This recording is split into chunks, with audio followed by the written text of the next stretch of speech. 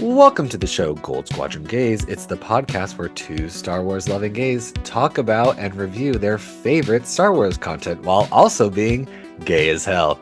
I'm your host, Bradley Brower. I'm your other host, Charles Rogers, and if I sound a little bit weird, it's because I'm sick. But the show must go on for reasons that we talked about in the Patreon exclusive version of this. And you would know that if you signed up for our Patreon. For $3 a month. Yep, at patreon.com/goldsquadrongays. And you would also, I swear we were trying to be good.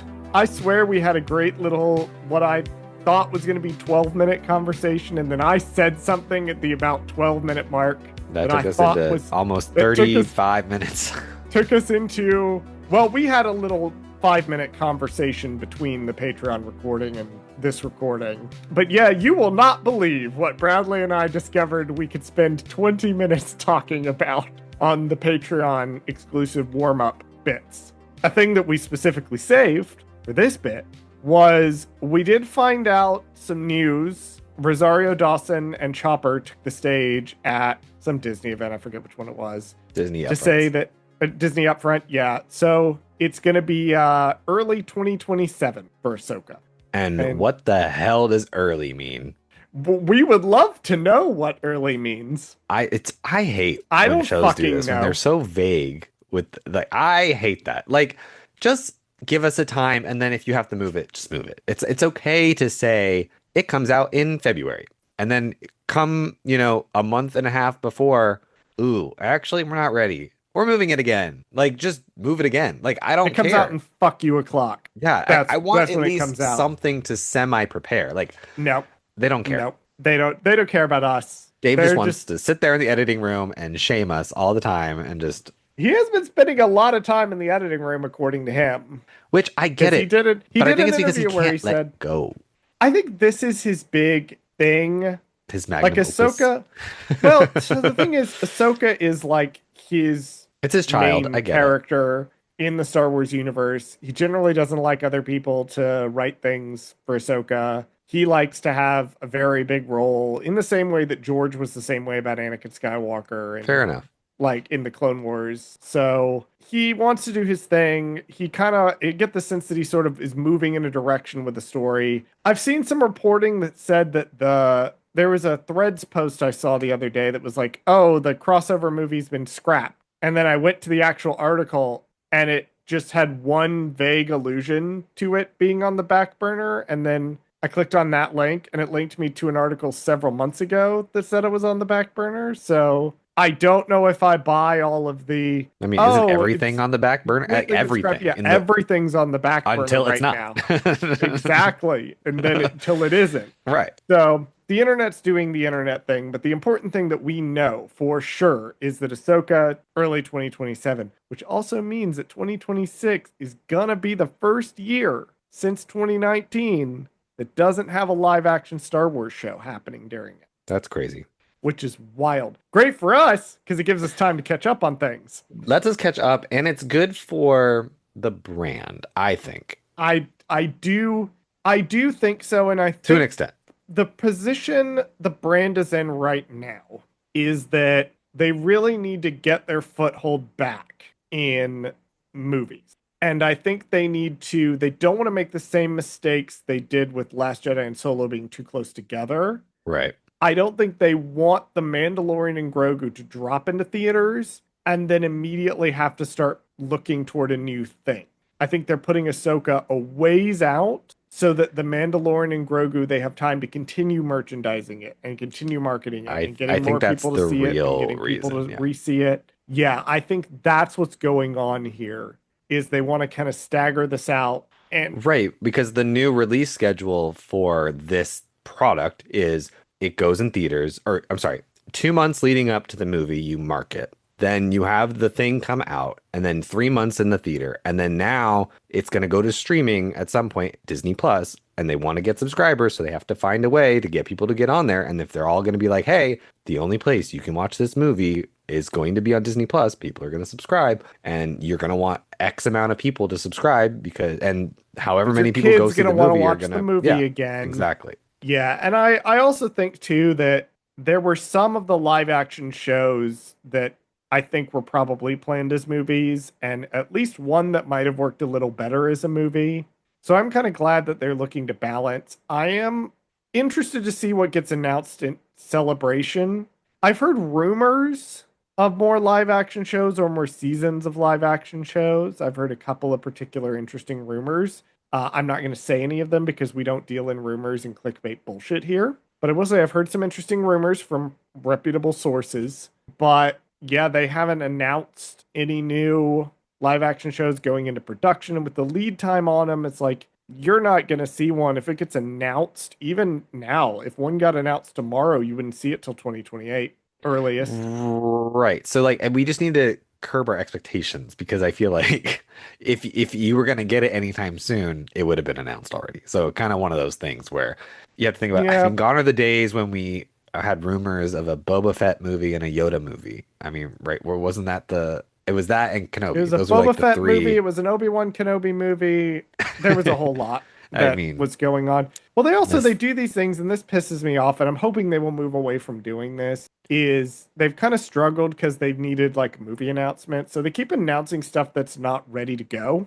Yeah. And I think they've discovered that's a bad idea because it invites a lot of heat. Like it's different if you just sort of, the trades report that Daisy Ridley's signed on to do a Ray movie and then you get a couple of updates versus Daisy Ridley walks out on stage at Celebration and says, "We're doing a Ray movie," right? People are watching that more closely. I Right. think that what they did in Starfighter was what they need to do is That should be you exclusively how develop they do it, it. Yeah. Mhm. you announce it, then you start filming it. Yeah, I probably wouldn't even announce anything until there's like a modicum of a script. Like I don't even know if I would go that far. Like I feel like even Starfighter was kind of like, oh, we'll do it before we kind of like, but I feel like you should at least have the script or at least a rough draft of the I script should be think they written. do, and then they keep changing it. That's They keep fair, changing it and changing it. but I have a tinfoil hat theory about the Ray movie. oh God. I have a tinfoil hat theory about the Ray movie. My tinfoil hat theory is that they got a script. The script worked. They liked the script, and then they found out they could get either John Boyega or Oscar Isaac or both of them back. And they're changing it. Yeah. And they have had to rewrite the script I to agree. accommodate for the fact that they could get one or both of those two guys back Well, because why would to you be in only it. use one of your sequel stars when you can use more than Well, one? it would be weird. I think it should still be Ray's movie. No, Like, I agree. do think it should be Ray's movie, clearly, definitively about her. We'll talk about that when we get to the sequels, but I do think part of my issues with them, and as a sequel enjoyer, is that they tried to decoy protagonist her in to The Force Awakens. Mm. When The Force Awakens was really like a dual protagonist movie, and then Ray got more prominence as the sequels went to we'll talk about that when we get to No, the yeah, when we sequels. get to it for sure. Because I We get to the also sequels. my thing is that I think that each of the sequel stars should get their own thing. I also agree. I don't think they should necessarily be movies, but I like the idea of doing like a Ray movie, a Poe show, like stuff like that. Like I feel like we could do that, and maybe like a Finn movie. I think that would work. I think if you do it I something would or love to something see a along the Finn line. movie. I think that'd be phenomenal. But Right. anyway, We can't get into that Ahsoka, though. 'Cause Ahsoka 2027. yeah. Everything else they talked about was stuff that we already knew from the celebration. So we know who's coming back. We know they're recasting Balin. Yep. We know all this. We know all this. Unclear what this is all building up to. So we'll see if there's Hopefully more they figure that seasons out. of Ahsoka or there's going to be a movie or whatever. But we should probably talk about things they actually do in the Star Wars. This week we're talking about Maul, Shadow Lord, Season 1, Chapter 6, Night of the Hunted. Pushed to their breaking point, our heroes have no choice but to run. Charles, what's one thing you liked about the episode and one thing you did not? Man, the action in this episode is so fucking good. It's so fucking good. I couldn't take notes on it. I was just sitting there watching it going, this is so clever. This is so inventive. I love the bit in the apartment. I love the bit on the train. It's so great. One thing I didn't like about the episode. So the thing is, I really liked the two like groups that they separate out into, which is Brander, Lawson, and Docky, and then Riley and Devin. I wish that they'd separated a little bit. Like they come back together a little bit for the middle and then they separate again. I wish they'd kind of been separate the whole time. Like, I wish Riley and Devin would have separated from Lawson and Docky a little sooner. I like the scene that we got between Lawson and Riley, the very brief moment in the gunship, but I think that you could have had them separated and the episode would have still worked pretty well. That was my one minor nitpick, but man, am I nitpicking this episode. Because I do feel like when they had the duos together, that was when the interactions were the strongest. What about you, Bradley? One thing you liked, one thing you did not. One thing I liked was, I mean, well, I'll just without going into detail because we're going to get to it, but I think the train scene might be like my favorite, one of my favorite Star Wars fights, just because I like the visual of it. It was going back to Revenge of the Sith because it's like a moving fight. It's not like a we fight in this one location and just keep fighting, kind of thing. I feel like with Revenge of the Sith, it was like the reason why it's arguably the best lightsaber fight in the entire continuity of the series is because it's just so dynamic and it gets all over the place and you just like there's so much happening and it's so visually stunning. This was also a visually stunning fight. Like it's the train moving and the tube they're in and then Maul showing up and like it's just there's like highs and lows to this fight. It's fantastic and Marrok is genuinely scary and genuinely a amazing lightsaber duelist. The one thing I did not like about this episode, and it's pretty minor. I know there wasn't really much for him to do because it really wasn't about him, but I felt like Maul doesn't do anything in this episode until the very, very end, obviously, in the train sequence, which is fine, but like I don't know. I felt like he has this interesting moment we'll talk about in a second in the beginning of the episode, and then it just kind of like goes, okay, forget he exists because the story's not about him right now.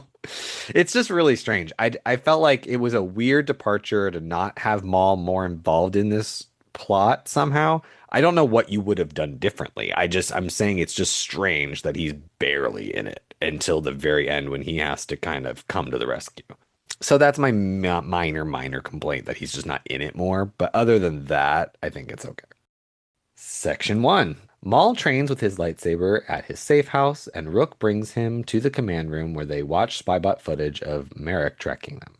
At the Lawson apartment, Lawson's deal with Jedi guests. Lawson tells them that they must leave. Lawson privately confronts Docky about putting him and Riley in danger, and Docky reveals he is a Jedi Master who survived the Jedi Purge with his Padawan, and explains that they only seek refuge, but the Empire's arrival on Janix complicated their travels. Docky suggests Lawson might know secret smuggling or criminal routes that could help them in the escape, and meanwhile, Devin talks with Riley in his room, learning about his separated parents, his mother Drea's imperial job on Coruscant, and Janix's local sport, Bootkin. Maul in the opening scene is doing something called kata. And I looked this up because I didn't know about this. I saw somebody on BlueSky use the term, and I went to go look it up, and I went, oh, that's what this is. Kata is, from Wikipedia, is a Japanese word meaning form. It refers to a detailed, choreographed pattern of martial arts movement, end quote. So he's basically doing these martial arts form. What I find really interesting about this is that this is the most relaxed we've ever seen him. Like, even when he meditates, he does not look this relaxed. He's got to be doing something with his hands. He's got to be doing these forms for him to be able to come down just enough to relax. I find that's a really interesting aspect of his character. I mean, maybe, yeah, everybody has something. And so I guess for him, it's just being moving. I think being still makes him sit with his thoughts too much. And then he Yes. thinks too hard about revenge and things like that. Like, this is making him focus on the movements more versus like what he's thinking about, I guess. And that way he can let go and not think about anything. I like doing the dishes. And the reason I like doing the dishes is because I'm the type of person who cannot sit still. And a chore like washing the dishes that's repetitive and accomplishes something but is a very boring task is something I'll stand there and do just because I need something to do with my hands while like I'm thinking my thoughts. And this gave me the same energy of like I need to do something and then I can relax and I can think and I can process things. There's a moment where Lawson walks up to the window and he's looking at the Star Destroyer. I just want to note that the musical cue that plays when he sees the Star Destroyer Yeah. is the Death Star theme, the Oh, Imperial theme from A New Hope. Interesting. Mhm. I wonder why. I wonder why. I love whenever that theme gets worked into things because one of my fun, like, party trivia facts about Star Wars historically has been that the Imperial March doesn't show up till Empire Strikes Back. It's not in A New Ah, Hope at all. interesting. I did not know that. Yep. There's a different musical motif that's used for the Death Star in A New Hope. Oh, The Imperial March is not played for the first time until the reveal of the Executor right. I in was A gonna New say it's Hope a Star or in Destroyer or something, right? Empire Yeah. Strikes Back. Yeah, it's when the giant Super Star Destroyer is revealed. Right. Yep. My Oh, other my other fun party fact about the original trilogy Star Wars movies is that Admiral Akbar is not the first person to say the line "It's a trap." oh my gosh. Mhm. Somebody else says it first. Who? Leia in Empire Strikes Back. Well, save that trivia fact for Star Wars trivia at DragonCon because I know. I know. Such an obscure little thing. No, I love whenever they do the random Death Star theme from New Hope. I also love that stinger. Daki tells Lawson, like, okay, so that we used to be members of the Jedi Order and then the Jedi got purged. The expression on Lawson's face, I love that the way they animate these characters because you can see he's never heard of the purge. right. He doesn't know that that's what happened. Yeah. He knows the Empire sucks, but he had no idea what the purge was. But I want to know, like, I know what the propaganda was in the beginning, which was that the Jedi are evil or whatever. They're trying to overthrow the government or whatever the fuck that Palpatine says, right? And I'm thinking, like, does he even think that's what happened? I feel like he doesn't know why the Jedi are gone. He just knows they're gone. You know what I mean? Like, I feel like he was genuinely shocked to hear that the reason why they were gone. Right. I think he just knew they were gone. Or he might have vaguely known there were a thing that existed because he clearly knows what a Jedi is. Right. But he But wasn't he that doesn't. old. I'm trying to remember, like, how old he was, like, He when it probably happened. saw them in like newsreels or something. Yeah, it's probably Like something where like we've they don't have them on established. Janix that much or something. Oh, Sam Witwer did say I saw him at a panel saying that Maul is like 1 to 2 years after Order 66. Ah, that's why. So yes, so he definitely saw like Jedi on the news or Right. something. And he was like, "Oh, damn, that's a shame," and then like ignores it because like obviously it Yes, doesn't because it affect him. doesn't. Yeah. It just Yep. isn't relevant to him. Right, right, Isn't right. relevant to him. It isn't relevant to Janet. And it's probably a And lot of so people probably felt that way, and that's probably why we don't hear more stories about like, "Oh my God, the Jedi! Can you believe that that's what happened?" Like nobody cares. You know what I mean? Because there's yeah, because you probably never saw a Jedi before in your life. right. You only vaguely heard about them or whatever. Because They were again, a thing that was on the right. news. Yeah, yeah. And they only go to places of dire need and like, strife and things. So I guess if you're living a comfy life, I guess you just wouldn't necessarily see them all the time. I want to read something from the StarWars.com trivia article with regards to Riley's room. Quote, when Devon Azara visits Riley Lawson at home, Riley's bedroom is littered with pennants and other sports memorabilia. You can almost smell the room, head writer Matthew Miknovitz jokes, end quote. Well, what's funny about this scene? So this is one of the things I think the show doesn't go into enough is that they're both teenagers. Yes. And like Riley acts like a typical straight teenage boy whenever a girl is in his like he just acts He's like running around nervous and cleaning weird. it up Yeah. like he's He's like, shit, I didn't know I was frantically. gonna have someone in my room today, kind of thing. Like, and he's a sports player, so he has probably disgustingly smelling clothing all over this Horrid room. smelling room. He is a Yeah. teenage boy. He is a teen. Okay, one, he's a teenage boy. Yes. Two, he is a sports player. Three, his dad is like a single parent who's never at Who's home. never home, who's not telling him or bothering him to clean his room or, Hmm. be cleanly.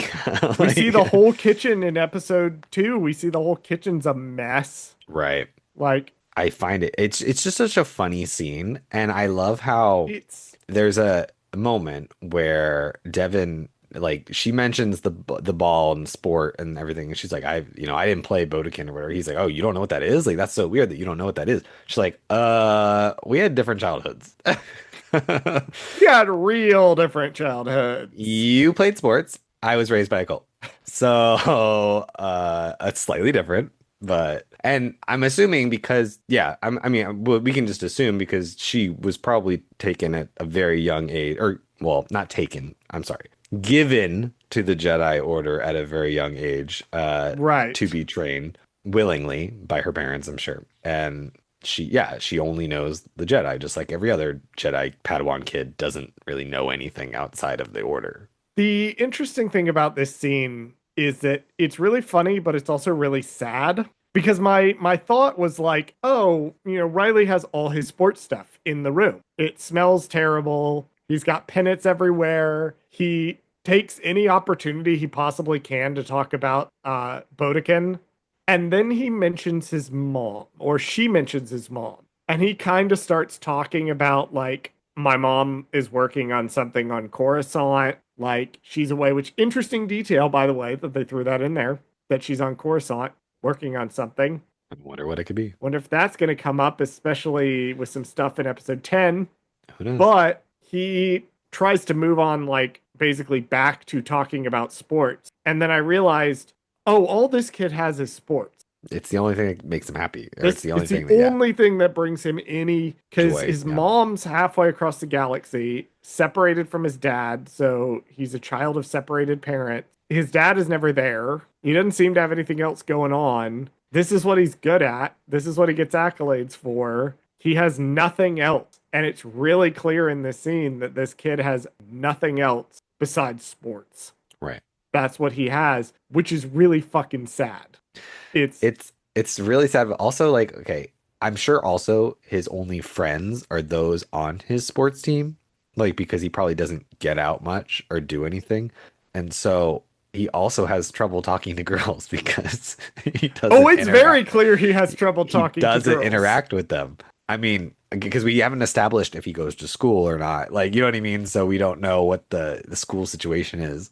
And spoiler, we never find out. But who knows? We don't find out yet. We That's may a good find word. out eventually. There you But yes, my last note was about how awkward Riley and Devin are when they're sitting on the bed. Like, I love the way that they animate body movements in this. Like, honestly, the animation glow up is just incredible on this show. Section 2. Back in the kitchen, Lawson tells Docky that an Inquisitor interrogated him earlier, but he wasn't sure if the Inquisitor believed him. During the talk, Docky senses danger through the Force just before Marrok bursts into the apartment. Docky and Devin defend themselves while the Lawsons escape through the window. Lawson and Riley flee towards the fire escape when Docky stays behind to fight Marrok. As the apartment burns, Devin leaves to help protect the Lawsons on the rooftop from stormtroopers arriving in another gunship. Devin leaps onto the enemy gunship, takes control of it, and throws out the pilot. Docky rejoins them, and after dueling Marrok, Devin uses the ship's weapons to drive Marrok back so they can escape. She pilots the ship through a highway chase, and inside the gunship, Riley questions why the Empire is hunting them. Lawson begins explaining that the Empire is not what it seems. Then they come under attack again, and their ship is damaged during the firefight. The group crash lands on a nearby platform and escapes on foot before Imperial forces can catch them. Again with the micro expressions, because when Lawson says an Inquisitor questioned me, you can see Docky go, oh shit. He's like, "What the fuck did you say? Did you And you rat can us also out?" see he's trying to hide it. Yeah, Like he can hide his immediate panic, which the panic is justified because Marrok immediately proves that he's scary as shit.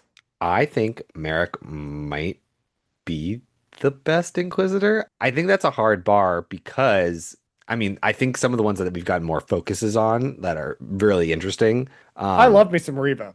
I mean, Fuck the internet. I love me no, some Reva. I love Reva, and I don't even know everything about all of them because obviously I've been trying to stay away from the Jedi Survivor ones because I want to experience them as I play the games, you know? Even though I know what happens to them, I want to like learn, like, you know, I want to learn the story. I don't know all the details, right? I know how they Right. die and stuff, but I don't know all the details. Sure. I would be amazed if somebody has not seen the big twist from Jedi Fallen Order at this point. But then Andy from First Steps, the Star Wars podcast, didn't know what the Death Star was. So maybe there are people out there who don't know. Like, you kind of know what happens to the Inquisitors in the Jedi games, but you don't really know a lot about them. Right, because I mean, I think we just know what happens to the Inquisitors anyway. I mean, obviously they're not in the sequel trilogy, and then B, they're just like they don't really show up ever again. Like But it's kind of Marrok is not in the sequel He's- trilogy, but he's in the New Republic. he is in the New Republic. May or and may he's the not only make one it that that we know of. far. So Anyway, my point is he's really good, and I think when we get to the end of our episode's coverage, I'm gonna say something about Merrick that I want to happen, and we'll get to it. So I'm teasing it now, but I Okay. think that Merrick deserves his own show, and we'll get to why that is at a later date. Here's what gets me about his entrance because so like when Darksiders enter a room, right? There's a moment where they aura farm, usually. They just sort of stand there menacingly and evil. Marrok does not do that. Marrok claps eyes on Master Daki, goes Jedi, and immediately goes in for the kill. He If he is has not eyes, we wasting don't actually time. know because technically, We don't.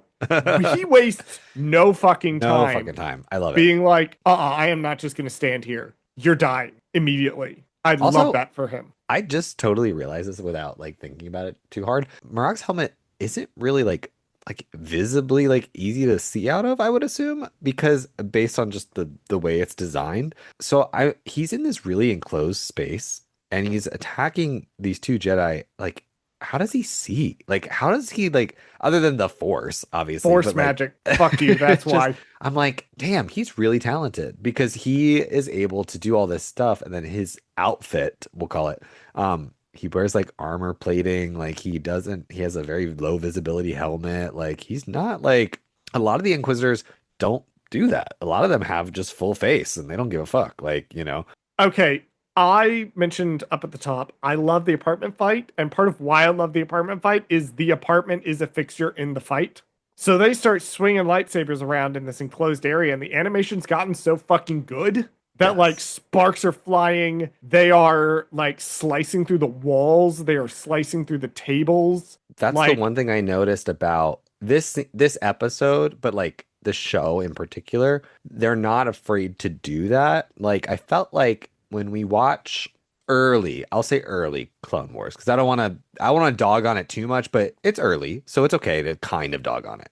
That doesn't really happen in that show because it's like very like you have the two models on the screen in the set. Like they're not really supposed to interact too much with the set. You know what I mean? It's very hard to do all that. I feel like the where we've gotten to is just so fantastic. So they would probably always be put in situation. I mean, I haven't watched in a long time, but I imagine anytime there was like lightsabers or anything like that, it's a more open area where it's less about hitting things. It's more about connecting blades.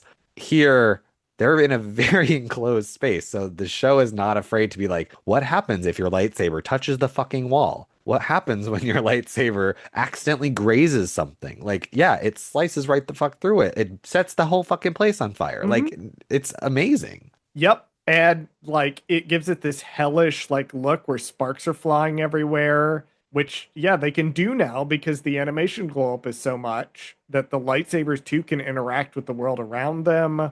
The shot of the family photo like crackling and then disappearing as it burns as the Lawsons are fleeing is like, oh my god, these episodes are so good. Everything about this is so good. Oh, I just I can't talk about all the action, but I had to shout out how good the apartment fight is, That just one because in it's so particular clever. is one of the better sequences in this episode for sure. It's so clever and it's so impressive. I do have one thing on the roof though. So they all climb up on the roof and they're running from the stormtroopers. Devin is straight up murking these stormtroopers, by the way. Oh, Devin doesn't give a fuck. She is slicing and dicing them, which is crazy because like had this been fucking, I mean, no shade to arguably my favorite animated series, which is Rebels, but they don't really try to show you them killing them, or if they do, it's like a burst of white smoke in space and you don't really think about the fact that that person just died. Straight up, this child is straight up murdering people in this show. I would be curious. We used to joke about off camera here. We used to always joke about what's the Ezra kill count, what's the Chopper kill count. Yep. If we were ever to do Rebels, we've Right. joked about We would have to keeping a keep tally tally. of how Yes, for many sure. people under the age of 18 fucking murder in Straight up Rebels. murder people. Yeah. Straight up murdering people in Because Rebels. that's what is happening in this screen. Because Devin does just start She's killing sliced them. Now, stormtroopers. I guess you could theoretically make an argument because we don't like linger on them later, right? Like maybe. Oh, she definitely is killing people. I'm She gonna I'm yanks gonna that take a guy. She yanks weird that guy stance. out of the fucking cockpit and just Maybe he lands on a fucking platform horks him across nearby. the room. No, that motherfucker is He's dead. fine. He Who is slicing knows? people apart. Well, that's my thing is like because we don't get to like linger in with the bodies, we never I know don't know if for she sure slices. if the Yeah, she armor is definitely protecting them or slices whatever. some people. I That know. armor is cheap as fuck. I know. It is the shitty TK armor. It Those is guys are interesting dead. they don't care about her killing people though. That's what's how the show has Well, evolved. It's just interesting. well, yeah, because she's also like one, they're stormtroopers and who gives a fuck about them. True. But also like it is showing us subconsciously that Devin is willing to kill to survive in a Which is important, way yeah. Mhm. which, to be fair, Docky also kills people He does, which is quite a is lot. also important. Yeah. And that is a thing that both of them are doing this They're thing okay that with it. the Jedi not maybe didn't necessarily, but even the Clone Wars Jedi were willing to kill mercenaries or things that were actively trying to kill them. And Right. the stormtroopers are actively trying to gun her down with a gunship at the time, I guess which we've just evolved past Bad Batch where they had to constantly use fucking stun. yeah, And so we'll talk about the fucking stuns. I'm so glad you brought that up. I'm it so comes glad up you brought later, that but up yeah. because that's going to come up later. And in Yeah. a weird way, it segues into my next note Okay. because I want to contrast Devin, who's fucking throwing stormtroopers, shattering their bones, pureeing their brains against the wall. Like she's just Darth Vadering the shit out of these Right. stormtroopers. And Riley's over here going, Dad, why are you fighting the Empire? Yeah, what did they ever This do to doesn't us? make sense. I kind of combine my Riley notes because he has this moment where he's like, I don't get why they're shooting at us. And Dawson's like, not fucking now, dude. Right. And Well, then actually, it's later kind on the of funny that gunship, he says that. He goes, "Why is the Empire after us?" After he witnesses Devin and Docky literally murdering stormtroopers, like the police force slash the cops slash the army. Like you're watching this girl and this old man murder people, and it's like you wonder why they're after them. Like it's just well, funny. also like they're Jedi. Like Right. you Now, should know at this point they're hunting Jedi. He clearly obviously, he knows means that they're like, why are they after us? Because what did we do? what did Like, we do. Well, yeah. also he because Riley has this moment where in the gunship where he gets Mhm. to like take a moment to breathe and he goes, I don't get it. And Lawson starts to explain. He's like, the Empire is not what you think it is. They get interrupted. Right. And I think that is one of those critical, small but critical moments in Riley's character development is Lawson never gets to have that conversation with him to Mm, explain why is the Empire, why doesn't Lawson like the Empire? Why doesn't he trust it? Because Riley's default is to trust the people his mom works for. He likes his mom. He doesn't see anything wrong with the things his mom is saying to him when he calls her right. up and she's like, just comply. He's like, he completely buys into that and he doesn't understand why the Empire's trying to kill him specifically, him Right. and his dad. Cut to So, Lawson shooting a guy out of the sky. Like he literally like I'm like, well, now your dad is committing crimes. It's like, so now I your don't dad is know. committing treason, Yeah. which is relevant to the next scene that we're going to talk about. But yeah, Riley is like, I don't get it. You know, he's a teenage boy. He doesn't have like, he has a grasp enough of the world to understand how things work, but not a good enough grasp on nuance yet Right. to get it because he's also kind of grown up sheltered. We get the sense that his dad's kind of kept him away from all that. So, and he's grown up on a planet where none of that's mattered. The Empire hasn't had a presence here. He just knows the Empire is that thing my mom works for. And well, the Empire can't be bad because if the Empire's bad, then why would my mom work for them? Right. Because my mom's not bad. So why My would mom's she? not bad. Yeah, she wouldn't So why work for would she bad work people. for them if, yeah, why Right. would she work for bad people? Right. And if they were bad, couldn't she just quit? It's a very naive understanding of the world. Uh, Well, he's learning as we go through this episode. Yes. Speaking of learning about the world, I do find it funny that Lawson has very clearly never dealt with a Jedi before because he doesn't know about using the Force to pilot. Yes, I was gonna say he just automatically assumes she has no idea what she's doing. She can't fly the Right. plane, She and then flies the plane. I was like, in my brain, I'm going, well, duh, you dummy. She's using her Jedi skills because that's what makes her a good pilot because But she knows he that. doesn't know that. until she demonstrates She has quick she can reflexes. She can pilot. do the things that. Jedi reflexes, almost, one might say. That's right. Section 3. At Civil Defense HQ, the Empire increases support for the Tactical Defense Force. Two Boots praises the Empire Imperial assistance, but suddenly wanted posters pop up and Lawson is wanted for treason. Lieutenant Blake warns Officer Reb and Two Boots not to follow Lawson's example. Before he leaves, he also chastises Two Boots for wearing boots and not being regulation. Lawson and the group hide from the Imperial patrols before going to Rena Soul's nightclub for help escaping Janix. Rena reluctantly agrees to try and help. Meanwhile, Spybot detects an Imperial probe droid near Maul's hideout. Despite this, Maul leaves to find Devon. At the nightclub, we get some backstory on Rena's history with Lawson, but stormtroopers enter the club. Rena tries to stall the troopers, but they grab her and a fight ensues. And as stormtroopers storm the upper levels, Lawson and Docky hold them off so the kids can escape to the parking bay where they hide while Merrick and the stormtroopers search for them. I highly encourage everyone to turn the subtitles on. Not just for Spybot, which Right. we'll get to in a fucking second, but because they subtitle some of the background chatter that you can't hear in the episode. Such as when they do the shot of the stormtroopers outside the police station, what the background announcement is actually saying: Imperial registration is the best proven policy in the galaxy. They're blaring Imperial propaganda over the loudspeaker. Already. They have already taken over that. They are already encouraged. The last episode we were processing people, and now we're trying to get the Imperial registration. Get your chain codes. That's right. Mm-hmm. The chain Get your code is the Imperial only IDs. official way Switch to to our be currency. Yep. They're already moving in. trade in your old credits for new Imperial credits. Yep. Two Boots is having the time of his life. Oh, he loves it. He's like, this is so wonderful. I'm getting support. Everything's going great. Lawson's going to be so happy with me. Cut to Lawson's wanted poster. Immediately popping up. One of the funniest sight gags in the show. Yes. And then fucking Blake walks up and he has to rub it in. He has to take a moment to be like, your captain is wanted for treason. You know how I said that Lieutenant Blake looked like one of the officers from Visions? Yes. You know what? I was wrong. You know who he looks more like? He looks more like the officer from that one episode of The Bad Batch where Crosshair kills the guy. Yep. And turns back to being good again. They look like twins. And I was like, wait a minute. In my headcanon now, they're like evil brothers.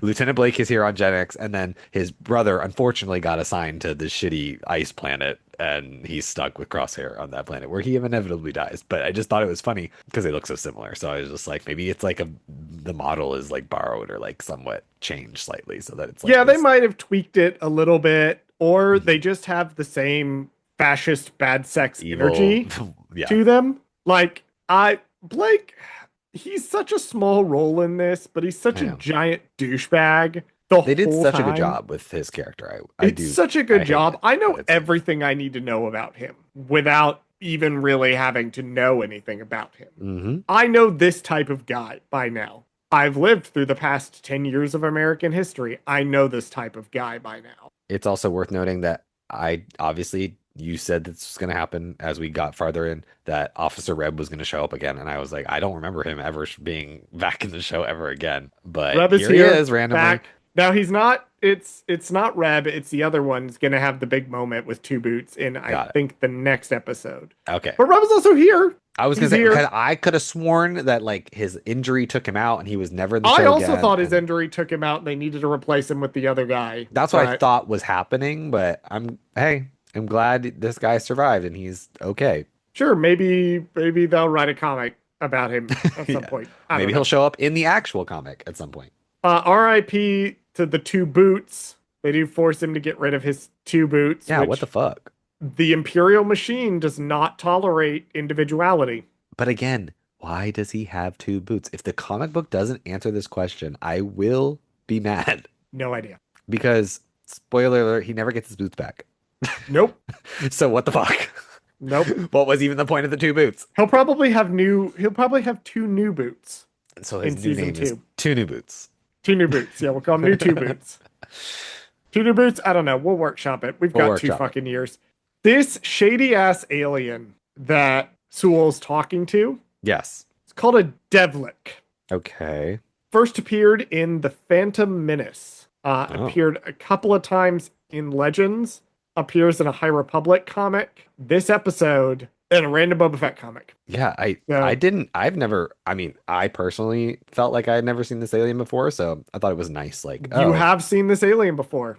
it it's weird. She gives like ostrich slash bird person slash like just overall obviously evil in some capacity, but like or maybe she's just shady. I don't know if she's evil, but she's a it is a she. I don't know. I'm assigning gender. I didn't even actually Yeah, we check, don't but know. We don't know anything about this alien. I don't know. But Who is does voicing the she or alien? he or they Alien doesn't do even have a voice. do they because they she gives like this little look at the end the last time we see her and I'm like she This tells on them, right? evil, evil. Oh, yeah, for sure. That's what that was. Because the alien does this devious little smear. Right. Again, I just I love evil They look women, so like the that's probably why fucking I thought it was a Grinch. woman. So They yeah. look like the fucking Grinch. They're doing the Grinch The Grinch from the smile. Yeah. original animated movie, Smile. Yep. So I had to note what my notes call shady ass alien. Ah. Sewell mentions kicking up a Cahoon's nest. This will make you very happy, Bradley. Uh, Cahoons are the little millipede motherfuckers from Attack of the Clones. Ah. Yep. Nice. Well, I good also because we gotta. I hate when Star Wars introduces something and then never talks about it ever again. And like that's one of the things. Like, they have not appeared in a whole lot, yeah, justice actually. for Zam. Like Wessel. Justice for Zam. Zam does need to appear in more pieces of media. She had some That really good stuff in I Legends. mean, don't get me wrong. I think the actual character should for sure, but I also think the species should fucking show up again. Like what the hell? Like a Yeah, weird shape-shifting that that has species? not happened more often. That seems like something I would want to be like chomping at the bit to use because like that's so versatile. You can use that for literally anything. Like, So I'm looking it up. Even in Legends, the Cahoons don't really show up a whole lot outside of Attack of the Clones. They show up in Bounty Hunter, but they're mostly just mentioned other mm, places. And then in okay. canon, they show up in the Bad Batch in the episode Pabu. Hmm. And again, yeah, that's really all we see of them. Hmm. That's it. Okay. Their only other real appearances in something called Star Wars Cargo Bay, an immersive children's experience from the Disney Cruise Line ship in the summer of 2022. Anyway, that's the kind of nerd stuff Yep. that I know. That's When Lawson is talking to Sewell, Riley gets this look on his face like, "Oh, you definitely fucked my dad." yeah, it's like ugh. And then Devin looks over at him and Riley just looks like awkward. Yeah, Devin's like, so what's the history between these two? Yeah, Like, what's going on? And yeah, Riley's what's like, I going am on just there? now finding out the same as you, which is Yeah, so he's funny like, I because don't know. all of this happens without dialogue. And it's real quick. I had to go back and watch it several times, but it's so fast. I do love that we learned that Rena has one of three jobs in the entire Star Wars galaxy, or she used to be a bounty Yes, hunter. she used to be a bounty hunter, one of three jobs you're allowed to have. Right. Which I love, because it's better than being a senator and it's better than being a Jedi. But I love that she did that. I was thinking now, like, okay, why wouldn't you have done the Rena Lawson backstory as the comic, the one-shot comic? Because whatever the fuck it's about now, I don't know. But having them their story about when they were on that planet or whatever would have been an interesting, like, here's the thing. I'd be very, very genuinely surprised if we never got a novel about Catalog. I think that is prime. They're going to write a whole book about it. That I'm like, it feels like so much setup for nothing, right? Like it's, I The way mean, it gets used is really interesting, but yes, as far as they keep bringing it up, that sounds like something that you put out there that somebody, Kevin Scott has this idea when he writes for Star Wars that he's talked about of he will sprinkle things in mm, for someone else to follow up on later. that's fair. And this could, you definitely could use this. This definitely feels like something that's in there to, oh, maybe somebody could do something with this later. I also love the idea, and you're gonna hate me for this, doing we'll call it star-crossed lovers like novel where like they were, or maybe it's like a enemies to lovers like thing where she doesn't really like him at first, and then eventually they work together, and then they start to like each other, and then but then he's like, nah, I have a kid on the way or some shit, and he leaves, and it's something like that where they almost did, but they didn't, and then he met Riley's mom, and then that progressed. I feel like this is like a interesting, they never did, but they wanted to kind of thing. Like that could be more interesting of a storyline than, yeah, they fucked one time. I don't know. I think that would be like a more interesting I plot. would judge you, but I am currently reading an enemies to lovers romance novel on my lunch breaks right now. I just don't think Um, we've ever gotten that in Star Wars. I'm just saying. and I would not call Lost Stars enemies to lovers. No, that is not what that is. And I don't count Rey and Kylo as enemies to lovers. I don't count that. That is, we'll talk about that when we talk about Rise of Skywalker. But my point is, Um, that does not I count. have some opinions about how that was handled in that Right. movie. But in the traditional sense of enemies to lovers, I don't count that. So I think that that could be an interesting basis of a story for Lawson and Rena. I don't know, just something interesting, and You know, it would be I'm you here know, for your Rena yeah. X Lawson enemies to lovers fan fiction. Let's come on, Let's Star Wars go. writers, Let's chop go. chop. Hire me. I'm available. I'm telling you, just write it and then send it to them. Oh, Do that's the not work how that works. first, and That's then not how that works. That is not and then how they'll be that like, "Oh my God, works. this is so great. We love it Yeah, so no, much." that is not how that works. Speaking of things that I love, besides enemies to lovers romance novels, I also love probe droids a lot. So Yes. I'm delighted to see one equally as much as I love Spybot dunking on the probe droids. What does he call him? Trashy droid. Trashy droid. Yeah. I wrote it down. We get a very quick scene of Maul and Rick Cass arguing again. Maul makes mention of the strongest metal being forged at the Crucible. Like, oh, you have to basically put people in mortal peril before you can forge them. Put a pin in that with regards to episode 8. We're going to talk about why Maul might have that opinion. Anyway, back to the casino. They do bring up Catalor again, just so we don't forget it, because we want to kind of slip it in there that is gonna be important next week. And then the last note I have is when they're entering the parking garage. It's just Marrok is just so ominous. Like he walks in and Oh, they I love it. move away, and then his head Turns. Like he's just turns. like, "Oh shit." Like it's crazy how good he is. God, he's such a good Inquisitor. He Because really is. he He's really kind of the doesn't pinnacle of he Inquisitors. doesn't talk too much. He doesn't monologue. He doesn't, he's not showy. Like he just does the work. And honestly, it makes sense that he's one of the first. Just saying. He's really gone from Bradley's random Glup to genuinely one of my favorite Star Wars villains. Yeah, I love him. Section 4. Docky holds off stormtroopers while escaping a turbo lift, and parking lot firefight ensues. As they flee, pursuing troops, Spybot discovers that Devin and Riley escaped into a subway terminal, where Marrok catches them before they can board the train. Devin stays behind to fight Marrok, while Riley escapes onto a cargo carriage. Devin battles Marrok aboard the moving train, but is overpowered. As he corners her and demands Maul's location, Maul suddenly appears and duels Marrok himself, with Devin joining the fight. Marrok is forced back to the end of the train, and Devin then severs the train connection, leaving Marrok stranded behind. Afterwards, Devin briefly distrusts Maul, but he calms her by explaining she has now seen her true enemy. Marrok returns to the Star Destroyer and reports to a mysterious cloaked master through a hologram. He confirms that Maul is alive and allied with 2 Jedi, then asks for instructions on how to continue the hunt. Continuing on with how much I love Spybot, his little moment of scan that chaos, and then he just says humming, Spybot and then is the best character in the show. wait, smile. I love this I see guy. ya. I love this guy. I see you. No, okay, wait. Real quick is just a mini side tangent. When I was watching red carpet of either Maul red carpet or some Star Wars event, I don't know. It was all the Maul characters, all the Maul voice actors were there, and Spybot was there, and he did the voice on the red David carpet. Collins. Yeah. David Collins did the voice, and I said, "Wait a minute, that's barely." I mean, they're editing it to sound robotic-y or whatever, but he can pretty much do it off the cuff, which I thought was Mhm. wild. And I was like, okay, whoa, impressive, dude. I thought it was like all like just reverb and just like them fucking with someone's voice. But no, he can pretty much do the voice, and then they add a little tinge of robotic noisiness to it or whatever, like auto tune-ish to make it kind of like sound very robotic-y. But damn, it was good. Okay, anyway, back to the show.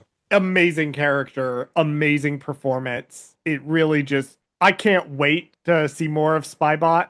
I agree.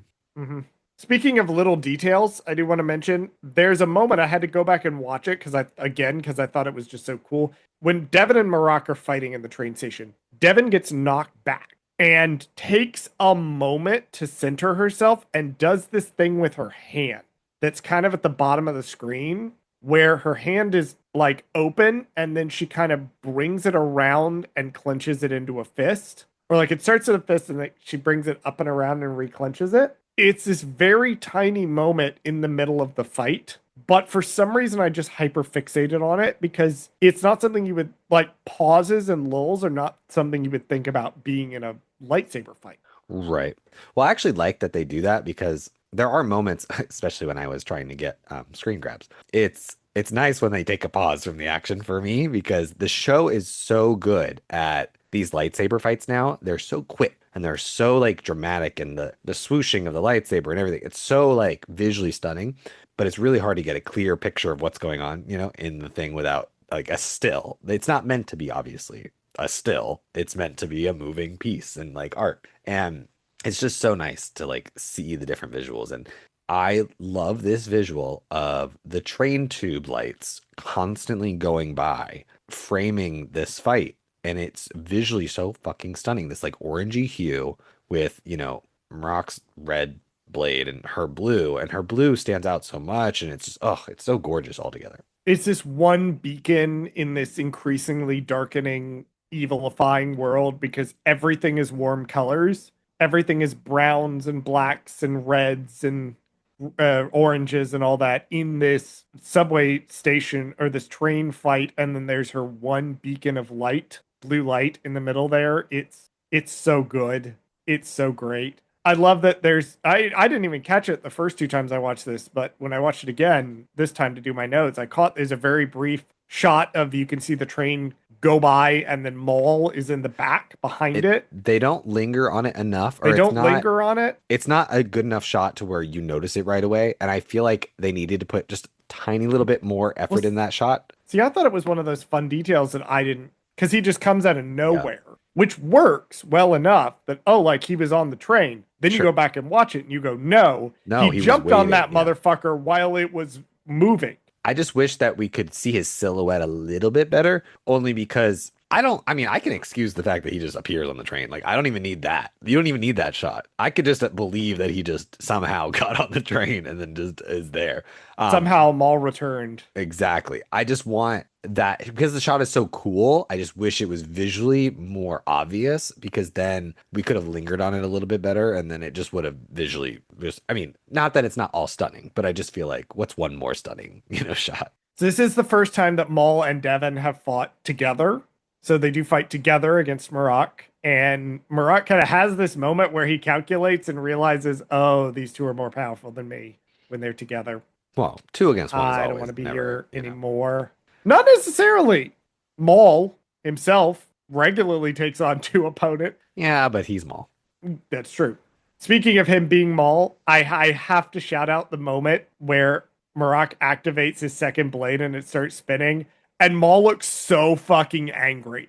Right. He's furious at this. He is personally offended by this shitty knockoff of his lightsaber. Because I love that he goes out of his way to then spin his own lightsaber and be like, look, I can do it too. Like, I can do it too, you odious little shit. Right. Fuck you. I kind of love it though. I mean, I Fucking love that they have Darth taken Maul something. from Timu ass shit. Well, they've taken something that's his style or his way of fighting and then tried to like automate it, make it so that everybody can do it, right? And that's why the spinning lightsabers it's like automatic. There's no, I mean, I'm not saying there's not skill in using clearly a moving thing that can literally slice you in half. The only thing is that like because his style is so like purposeful with it, it's just interesting how theirs is a little bit more chaotic And so it's just like you trying to fight like that is just very interesting that, his matching that style. Yeah, lightsaber fighting is an art form, and when you outsource part of your art form to a machine, it's inevitably going to be inferior to Right.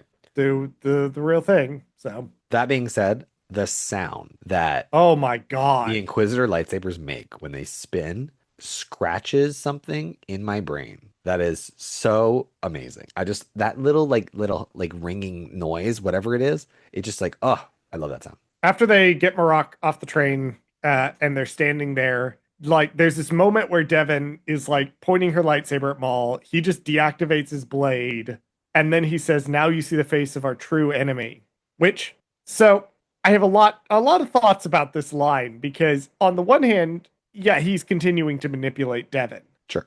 But I do want to jump ahead a little bit to episode 8 because on the surface, this seems like another thing in the manipulation playbook is, oh, we're actually on the same side. There's a bigger enemy. Maul believes that like, oh, or he's saying like, oh, there's a bigger enemy out there for us. I'm not your enemy, et cetera, et cetera. I think he kind of actually believes it. And that's what makes it difficult. That's what makes it difficult, but it also makes it tragic because Maul keeps repeating the same cycles of abuse that were done to him, but he's doing it while actively trying to break those cycles. But because he doesn't know how, he's walking down the same path with Devin that he was walked down by Sidious. And I don't think he even realizes that he's doing it. I think he genuinely believes it's coming from a place of, well, I need to do what I need to do to take Sidious down. He doesn't know how to relate to other people in a way outside of the worldview that Sidious trained him into. Right. It's really interesting to look back on this with the context of episode 8. And we'll talk more about Maul's vision in episode 8, but with the context of he really does actually genuinely think that he's breaking the cycle while he's not breaking the cycle. And we will also see that it's also not like Maul doesn't have agency in this. He absolutely does. Maul will actively make choices to perpetrate the cycle in multiple points in this show, and especially episode 10. Especially episode 10. He will actively make the choice to perpetrate the cycle of abuse. And I think this show is really good. That's the general theme. Yeah, I like this show a lot. Yeah. Finally, we have Marrok. He walks onto the cool fucking ready room. I have nothing else to call it. He walks into the ready room on the Star Destroyer and is like talking to some random hologram.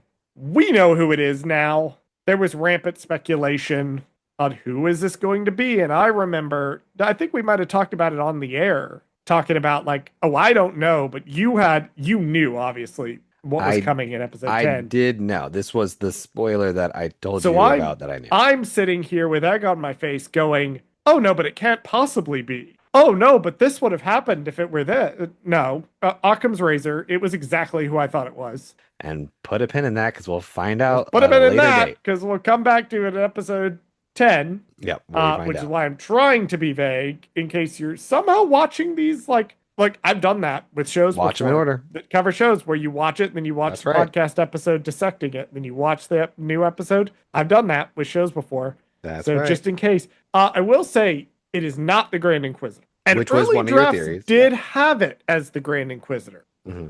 Apparently, it made it 2 drafts into this episode. It was supposed to be the Grand Inquisitor that he was talking to. Yeah, I don't understand. And they changed it. Like why they changed it because it's just. We'll just save the discussion for 10 because I really want to talk about it, but I want to not spoil. So I feel like we should wait because I do think that it should have been the Grand Inquisitor, but we'll get to that. I don't think it should have been. And the thing is, I have a sneaking suspicion it was the Grand Inquisitor so they could have a cameo for him.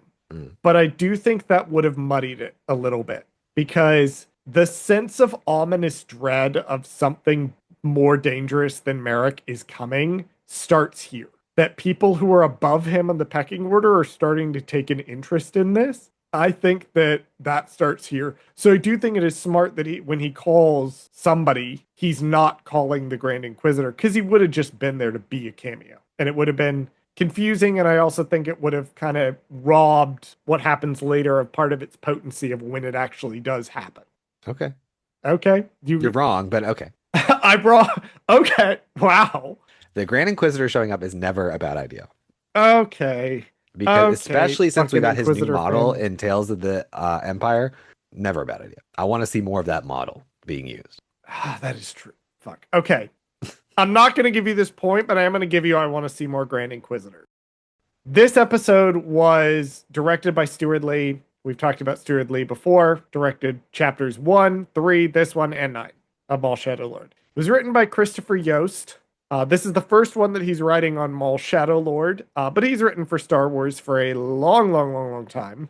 Got his start writing for Star Wars, let's see, with Rebels. He wrote a couple episodes of season 3 and 4 of Rebels and has come back for a bunch of things like The Bad Batch and The Mandalorian since. He wrote 2 episodes of this season of the show. Do you have any final thoughts on this episode, Bradley? Final thoughts are, I kind of dogged on it last week before we had rewatched it, saying that it was a little too dependent of the setup of last week, and then this was like the actual hunt. I'm gonna kind of walk that back in that I think this episode works because it's just focusing on the hunt. I don't know why. I think it's just, normally I would be like, no, it's too action heavy and it doesn't have a lot of plot, but I think they did a good enough job to where like I don't notice that. Or it's like the subtle plot that's happening is, more like the meta plot. And I think that's okay. I'm not too mad at it this time. I think just because visually it was such a good episode, and then also the action is just is concise to different set pieces to where they're not like all over the place. And it makes sense. Like we have the lightsaber fight in the apartment. We have the gunfight on the roof. We have the chase with the planes. We have, like it's segmented into different little action bits. And so it feels like we're moving the plot along and it feels like we're moving through a story versus just straight up action. Even though technically that's what it is. It felt like it was just done in a way that works. So yeah, I don't really have too many complaints. I think it was a pretty solid episode. I think it relies on the setup of last week, but just because we have to know why Merrick's here and what he's doing and stuff. But I don't know. I think it stands alone pretty well. What about you?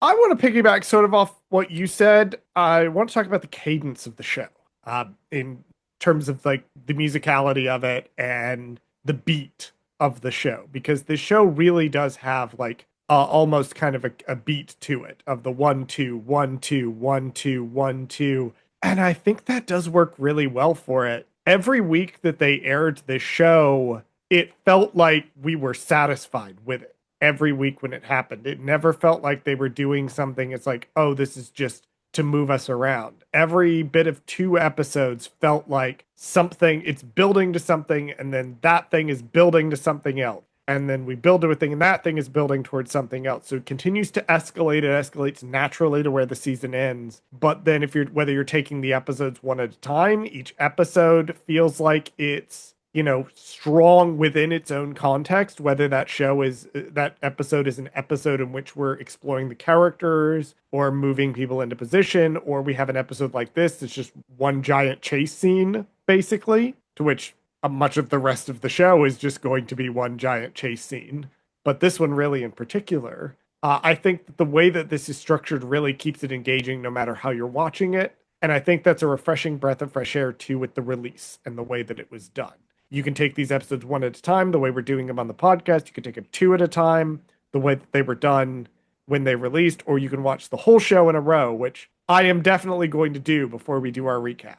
I will take an evening and I will rewatch the entire show, just binge it. And I'm very excited. So I loved this one a lot. It's been great to have one Inquisitor on the show, but Bradley, I think they can do better. Oh yeah? Yeah. Yeah, I think we can do a whole 2 Inquisitors. Whoa. I know. I think this show can handle 2 Inquisitors. Okay. We'll see. What are we doing next week, Bradley? Next week we're talking about Chapter 7, Call to Oblivion. Pluggables. So shout out to some of the stuff that I work on. I work in reality TV, and I've had the chance to work behind the scenes on lots of different shows, like Married to Medicine on Bravo and The Circle on Netflix. And right now, my current show is airing. Season 2 of Temptation Island just dropped on Netflix.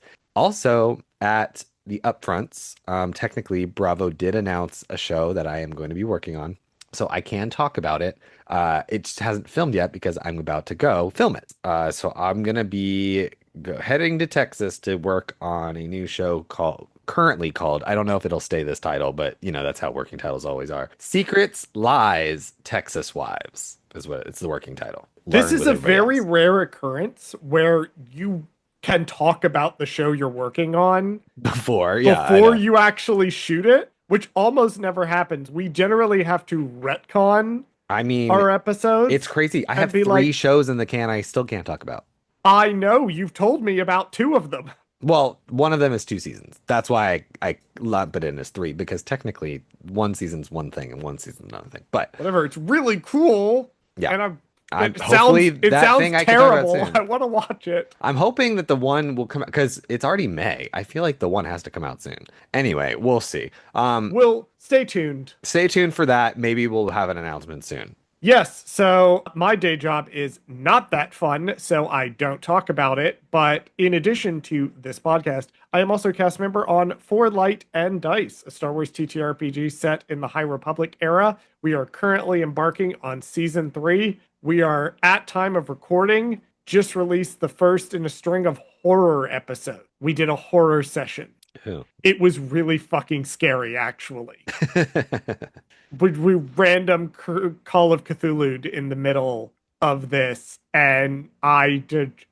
If you know the High Republic, you almost certainly that just told you what happened. But definitely go check that out. I have not listened to that first episode yet at time of recording because I've been in meetings forever. But I'm excited to listen. Everybody else go listen. I also write my own crime books. Those are called Beach House Studios. You can get them on Amazon, Barnes and Noble, Kobo. The fifth and final one is delayed a little bit, but it is still coming. I am also working on a new series that I can't talk about, but that I keep pitching to people off mic. So a lot of people that know me know what I'm working on, but I can't officially announce it yet. And then I've also got some really cool things coming up that I continue to not be able to talk about. So I have a lot of things. Bradley and I are shared in our inability to talk about things that we're working on, but we want to keep mentioning them because they're really cool. Right. Alrighty. Well, that was a clusterfuck of a recording between everything that happened, which you can also watch Bradley and I clusterfuck our way through that recording by going to patreon.com/Gold Squadron Gaze. For $3 a month, you get unedited versions, except when Bradley has to cut the middle of it out because of his roommate's dogs. Anyway, run the socials. Thank you for listening to Gold Squadron Gaze. Did Charles fuck something up? Email us at goldsquadrongaze@gmail.com and let us know. You can follow us on BlueSky, Instagram, Threads, and TikTok at Gold Squadron Gaze. Subscribe to us on YouTube at Gold Squadron Gaze, where we post full episodes of this podcast. If you like the podcast, you can also rate us and review us on your favorite podcast app of choice. Please join us next week and every week for another episode of Gold Squadron Gaze.